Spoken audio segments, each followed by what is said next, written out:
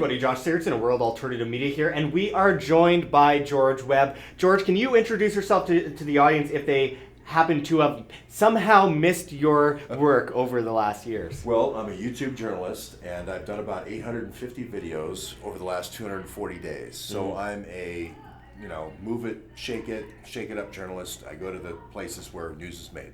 Absolutely. What is your most, I'd say, something that you're most passionate about in journalism? What is the kind of story that you jump on? Well, the spy ring in Congress, these Awan brothers, I found out they own 12 homes, 22 businesses, in addition to threatening their stepmother with death and threatening her kids with kidnapping. I mean, that's a story, and Absolutely. Everyone else kind of dropped it. And I picked it up and I went and knocked on all 12 doors. And on the last door, I found Hillary's laptops and Blackberries. And then from then, they got moved to the Capitol Police.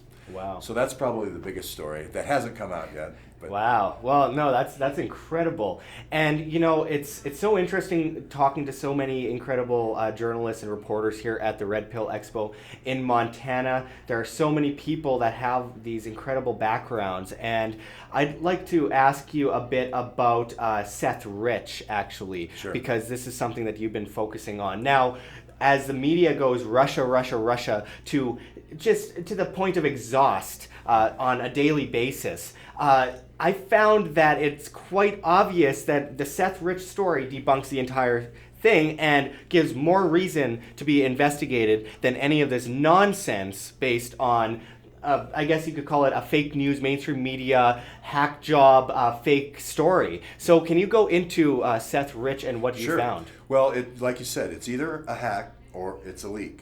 So the Russia story is a hack. The whole PP dossier, all that stuff is a hack. And the Seth Rich story is a leak. And we have data, we have metadata that said Seth Rich tried to talk to Gavin McFadden, who was the head of Wikileaks, the founder of Wikileaks. Now, if that's true, you have the U.S. lawyer for Wikileaks, Ratner, dying in May. You've got the John Jones, the UK lawyer, dying somewhere in the summer. And then you have McFadden dying in October. So over that space of time, I call them the big three, the Wiki Three, all die. And then you have the DNC duo die. You have Seth Rich not only dying, but you have Sean Lucas dying. So that's 5 for 5 on the WikiLeaks. So I usually follow the dead bodies in terms of, this is a story. So that's what makes me think leak. And that's why I'm following all the rat lines and all the connections that Seth Rich had. Yeah, Seth Rich, the official story originally was that he was robbed, even though he still had his wallet on him. He still had his money on him, and he had an expensive watch, I believe, and a necklace. And he was shot in the head, and I think it's in the back as well, I do believe. 2 shots in the back. One went through and one didn't. One was in the part of the liver, I think part 3 of the liver, the 3rd quadrant, or whatever. It's not a quadrant, but anyway. And so that was dug out by somebody. We don't know who. Maybe Dr. Sava, maybe a doctor named Alperovich, which we'll get to later. And then the other one went through his bowels. But the interesting thing, they didn't resect the bowel. They left it open, a discontinuity, which is never done, which is just odd. It is odd. I mean, the fact that they didn't accept a reasonable autopsy, I suppose you could say. They did a hack job of an autopsy, but they never did an official, true investigation into what actually led to his death. No autopsy. There's no autopsy report. There's no death report. There's no body cameras. There's no cameras of him at Lou's Bar and Grill. There's no cameras of him walking supposedly this mile and a half or so down to that area. There's no metadata that he even was killed even. So we need to find out. We've interviewed Rod Wheeler. We talked to him. No, nothing. Usually the first thing Rod Wheeler says is you roll up on somebody, somebody who's shot, you say, who shot you? And the first thing they want to do is a lookout. Hey, he's got a black shirt, he's got black shorts, whatever.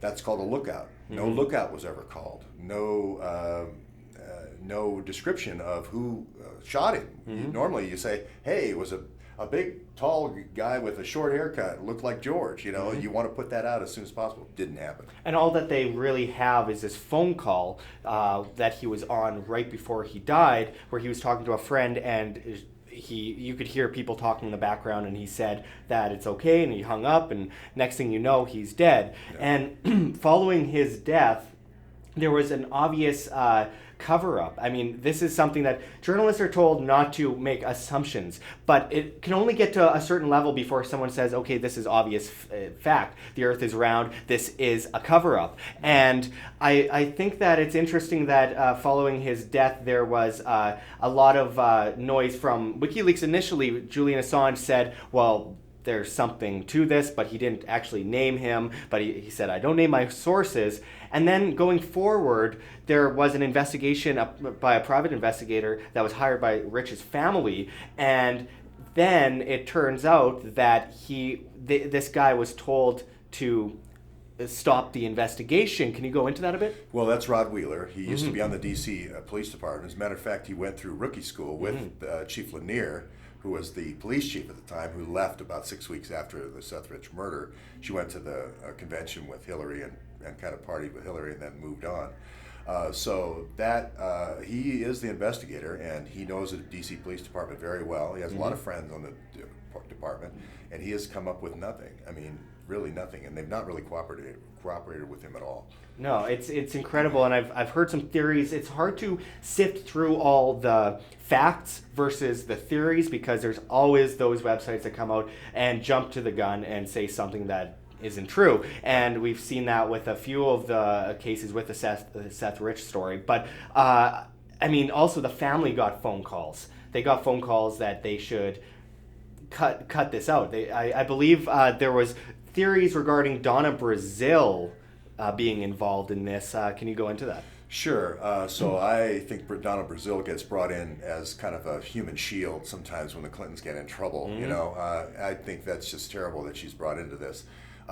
You know, the family you mentioned, Brad Bauman, is brought in as the kind of PR shield of the family. And, you know, Rod Wheeler, the investigator, told me directly, you know, sitting this far away from you, that he is always there when they interview the family. Always, always. And the same thing for Berkman, Jack Berkman, who ends up running the Who Killed Seth Rich website. He takes in $115,000, but then he turns the website into a, you know, here's all the conspiracy theorists. So he doesn't try to find any of the information, doesn't do anything in an investigation. He just uses it as a site to attack people that are trying to investigate. Well, having investigated to the extent that you have, how close are we to actually finding an answer? I don't think at all. I think it's going to be covered up. I think it's going to be pushed under the rug. I mean, you're talking about Brad Bauman, who is Mr. SEIU. You're talking about Amy Dacey, who was the DNC chair, who had the fight with Seth Rich. Also SEIU. John Podesta, SEIU. Bob Kramer, SEIU. Hillary Clinton, SEIU. You know, it's just a clutch of. And these people have been rigging elections for 40 years. This didn't just happen. And so when you mess with SEIU and the NGP Van actual database software, which I think Seth Rich was saying, hey, you're sweeping all this Bernie stuff. First of all, you're taking the money from the Bernie crats by these fake website names with phishing attacks. So you're doing that all through primary season, and now you're taking all the information about our volunteers and donors and sending it off to this SEIU database, basically, NGP Van. So it's an SEIU operation, and I think they're going to fight till the last. And this is rather reminiscent. I mean, we've seen what happened with people such as Vince Foster many years ago, who, of course, worked very closely with the Clintons and was apparently a friend, but no one's really a true friend to the Clintons, I think I should add. But, I mean, this is a man that was found with carpet fibers all around him, with blood going up in his brain when he was laying on an upslope, and the gun in a rather odd place for him to have shot himself.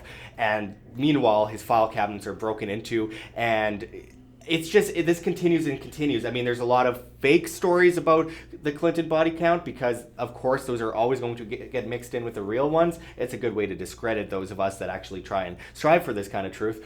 But is Hillary ever going to get the justice, or I shouldn't say, are we ever going to get the justice that we deserve with Hillary Clinton? Well, I recommend, and you know, you didn't mention the 27, the suicide note torn into 27 pieces with no fingerprints. There's about 50 examples 50 I could bring up. Or the gun that shows up later, or grainy photographs and all that. So I try to stay away from the Vince Foster thing, but I think that Hillary really, if you box her in and you corner her, she's going to be really vicious. So I always say, go to the Casablanca, hire a pianist that knows how to play Hillary for America, all different ways, and just sit there and say, play it again, Sam, and unlimited bar tab. And she has a $200 million resort in the Maldives with no extradition treaty in either one of those countries. I think it would be great if she just went to the Maldives.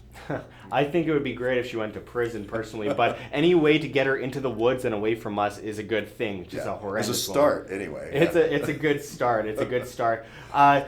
So I feel like as Donald Trump is now president, do you actually think that there's going to be any of those promises that he made during the campaign trail regarding Hillary Clinton coming to fruition? No, I don't think any of those are coming through. I think there is dirt that they have on Trump, and he is a compromised candidate, and they're not going to push it. He's already shown that. Yeah. It's kind of hard it's hard not to be compromised when you are a billionaire and you've probably had a lot of fun over your 71 years alive, you know? Yeah. And I just think that it's gotten to this point where most people realize Hillary Clinton is one of the most corrupt, nefarious, insidious individuals they've ever seen in politics, which is saying a lot. But I think that as people learn the truth, unfortunately, it'll be kind of like the Kennedy assassination. She's going to be gone. She'll already be dead, if she isn't already. I'm not going to go into that theory. But if she's probably going to be gone by the time that there's any actual true comprehensive study and research and factual basis to these obvious theories that we know are facts, but we can't exactly say down to the detail. And it's like the Kennedy assassination. Most of the people involved are dead, you know, and people are aware, the vast majority of people are aware of what happened to Kennedy at this point in time. I come across very few people that actually debate this with me. And yet these people are dead that need to be held accountable. How long until we finally actually get a real a skeptical public that is ready to jump to the front lines and call this stuff out? Well, I think the 650,000 emails that are on Huma's server or the rest of Hillary's emails, either one of those come out, and the public will know exactly what happened. And the same thing happened with the DNC leaks, and the same thing happened with the Podesta leaks.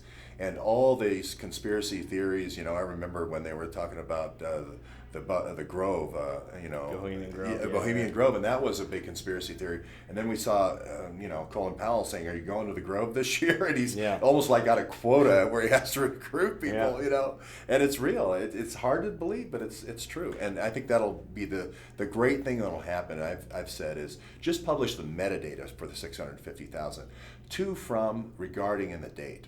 Yeah, that's enough to convict. We've been vindicated far too many times for my liking. I prefer to be wrong about these things. I really would. I would really rather live in this utopian world that people seem like lemmings stuck to and clinging to by the very hair. And I think it's interesting that we've seen so many of these, I wouldn't call them predictions, these theories come true over the last several years. And from 9/11, Bohemian Grove, Bilderberg Group. Remember when Jim Tucker was getting run off the road when he was investigating Bilderberg in the 90s? Mm-hmm. Now it's like a festival. People show up in droves, you know? But it's truly incredible how far this movement is coming. I mean, it's watching it just grow in the last several years is enough to give people some optimism. I'm assuming that you're pretty optimistic about it as well. I do. I agree with that, Josh, because there's so much research now. Like you go to Vote, VOAT, and there's great groups there and on different sites and different people, radio personalities. You have a big following as well. And people are talking and they're using the internet to search just like the intelligence agencies used to have a monopoly on that. So now there's compound search on Google. There's a lot of tools for connecting the dots. And we're starting to see some really great investigative work on the web. Yeah, and I have to give kudos to WikiLeaks. I mean, it's incredible what they've uncovered over the years. I mean, we have actual evidence of Hillary Clinton talking about sacrificing a chicken to Moloch in her backyard. And that is something that if we didn't have that, they'd say, well, you're crazy. People still say I'm crazy when I say that. And then I show them the actual documentation and they go, huh, maybe I should actually think about this for a second instead of regurgitating what I hear in the media about black helicopters and tinfoil hats. I mean, this is real. This is reality. And a lot of us laugh about it, and for good reason, because it's just so surreal. But it unfortunately is reality, and we have to deal with it eventually. Yeah. And we have these consequences at our feet. And people like you and I, we have a lot on our shoulders. We have to cover this. We have to unlock all these doors, and we have to make it absolutely clear to the populace, because it's our responsibility, because other people aren't doing it, and we have to be the change we wish to see. And we have to show people what is truly going on behind the closed doors. And unfortunately, with Donald Trump, the president today, as much as I'm relieved that it was him and not Hillary, the fact is the deep state is still alive and well to a very large extent, and maybe even larger, because people are apathetic now. They saw Donald Trump win. They think it's all over. Time to wash our hands, lay down, and take our beating. Yeah, and this is absolutely not the time to stop. With Andrew McCabe being in there, I couldn't have a worse person in there for me personally, because I've had some struggles with Andrew in the past with this JTTF. And so this is not the time to lay down. We need a new FBI director. And a lot of things, there is some hope though, because if you get a new FBI director, a new CIA, Pompeo, and then ODNI, you can start working together and start working on not dismantling the deep state, but just toning it down. I mean, just toning it down where there's not this mass surveillance, where people are being targeted for political beliefs or being journalists. And just go back to focusing on terrorism. I'm not even trying to cut anybody's budget. I just want to get off the terrorist watch list, because I'm not a terrorist. I think we're all on some pretty big lists, and some might say that we should be afraid, but actually it just gives me more ambition. I don't know about you.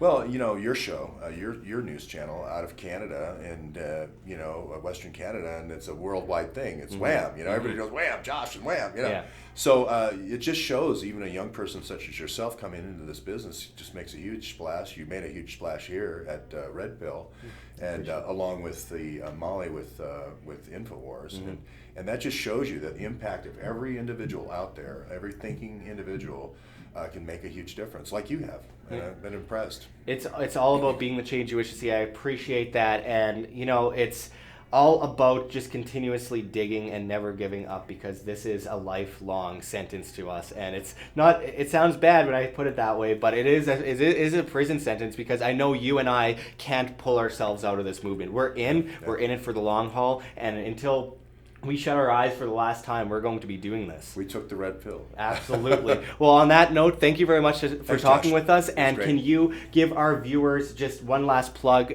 for your work and how they can support you? Just go to YouTube and Google George Webb. And if you really want to go crazy, Google the name Awan, A-W-A-N.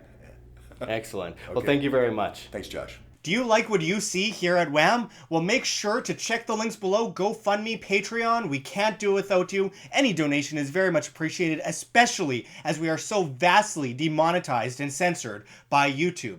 You can also see our Bitcoin address in the description and the comments, as well as on the screen for you to scan, if you please. And also find us on steemit.com. That's steemit.com, the future of social media, where you get paid to blog via cryptocurrencies. You can find me at Josh Sigurdson. So we hope to see you there. But until next time, this is Josh Sigurdson signing out from World Alternative Media. Find the truth, be the change.